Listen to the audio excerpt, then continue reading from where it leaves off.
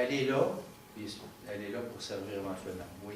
Est-ce que c'est cette fonction-là qui permet d'avoir, je sais qu'à Hydro One, en Ontario, tu peux savoir quand tu consommes en dehors des heures de pointe, ton tarif baisse. Est-ce que c'est cette fonction-là? Non. Ça, c'est la consommation. Parce qu'en fait, le compteur, lui, est intelligent. Il transmet la consommation, je pense que c'est sur une base horaire actuellement. Horaire. Mais elle peut être sur une base d'une minute aussi, s'ils veulent. C'est tout programmable, ces appareils-là. Et ils veulent emmener en Ontario. En Ontario, ils l'ont fait sur une consommation sur une base horaire, les taux vont être plus élevés aux heures de pointe et moins élevés. Maintenant, ce qui a été fait là-dessus, puis même par un projet pilote d'Hydro-Québec, qui a été fait sur la consommation horaire, ça réduit très peu. Ils disent que c'est 2% la réduction de consommation là-dessus. Donc, ce qui en résulte? Il en résulte une augmentation pour les usagers. Parce que si les gens consomment la nuit, tu portes ta sécheuse la nuit, tu vas payer moins cher. Oui. Mais ce qui arrive, c'est que s'il y a peu de baisse de consommation due à ça, c'est parce que les gens ont de la difficulté à adapter leurs habitudes de consommation. Puis on peut le comprendre aussi dans une société comme on est aujourd'hui, papa et maman qui arrivent le soir, ils font le souper, les devoirs des enfants, etc., tout ça, puis il y a pas, il faut que ça se couche, puis qu'ils s'en aillent. Je ne pense pas que ces gens-là fassent le lavage la nuit, puis qu'ils se lèvent le matin juste pour ça non plus. C'est difficile avec sur l'explication qu'on peut avoir, là, avec le train de vie qu'on mène, de changer beaucoup de nos habitudes de consommation. Fait que tout ce qui en résulte, on va payer plus cher là-dessus. C'est ça qui ressort beaucoup en Colombie-Britannique, je crois. Hein? Les gens ils ont des hausses significatives. Oui, il y a une autre chose là-dedans.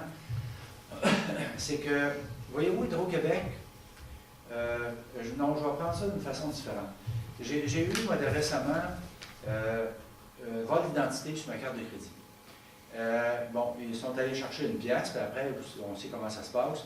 Quand ça marche avec une pièce, puis ils s'essayent tout de suite avec 800 pièces ou 900 pièces ou 900. Et puis, bon, là, la banque m'appelle, et dit, oh, on va être obligé de changer votre carte de crédit, vous avez eu un vol de carte, etc., tout ça. Bon, est-ce qu'il y a des frais? Non, inquiétez-vous pas, monsieur, il n'y a pas de frais. Parce qu'ici, ils savent que si j'ai des frais avec ça, moi, la Banque nationale va être finie, puis je vais m'en aller avec la Banque Laurentienne, puis tout ça. Mais là, on fait affaire à Hydro-Québec. C'est un monopole. Puis, à date, là, c'est pas facile que si vous avez une erreur de facture sur votre facture, de défendre votre point de vue là-dessus. Il n'y a quasiment rien à faire. Fait que s'il y a un problème de fonctionnement avec un compteur électronique, il y en a eu des problèmes de fonctionnement, il peut y avoir des problèmes dans toute la complexité du réseau qui sont avec les télécommunications. Moi, j'ai regardé pas mal comment ça fonctionne, ces réseaux-là. C'est avec des ondes aléatoires pour éviter l'interférence, etc. Puis, c'est énormément complexe. Il peut y avoir des problèmes d'interférence à quelque part là-dedans, la probabilité est très faible. Mais s'il y en a un, comment est-ce qu'un usager peut aller défendre ça auprès d'Hydro-Québec? Dire, moi je vais arriver, je vais dire, oui, il y a un problème, il y a eu un problème d'interférence avec ma facture. Hey, c'est pas facile à aller défendre, là, ça, là.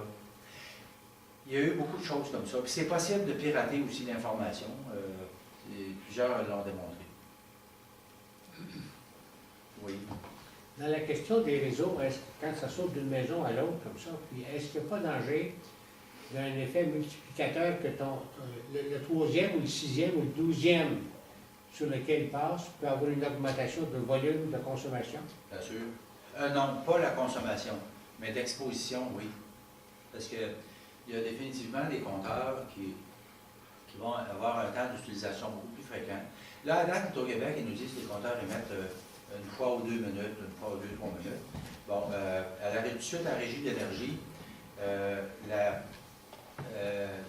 QLPA, Association québécoise pour la lutte contre la pollution atmosphérique, ils ont tout de suite démontré à l'aide de mesures indépendantes qu'ils émettaient plusieurs fois par minute. Bon, fait que, là, il y a ça. Parce qu'au départ, c'était 6 fois par jour qu'ils émettaient, mais en tout cas, ils émettent pas mal plus souvent que ça. Les compteurs qui sont plus près des collecteurs, eux autres, ils reçoivent beaucoup plus d'informations. Donc là, ça peut être 60 fois par minute, 120 fois par minute qu'ils émettent. Tu es sujet à être réellement électromagnétique. Exposé au point de vue radiofréquence, plus, oui, oui.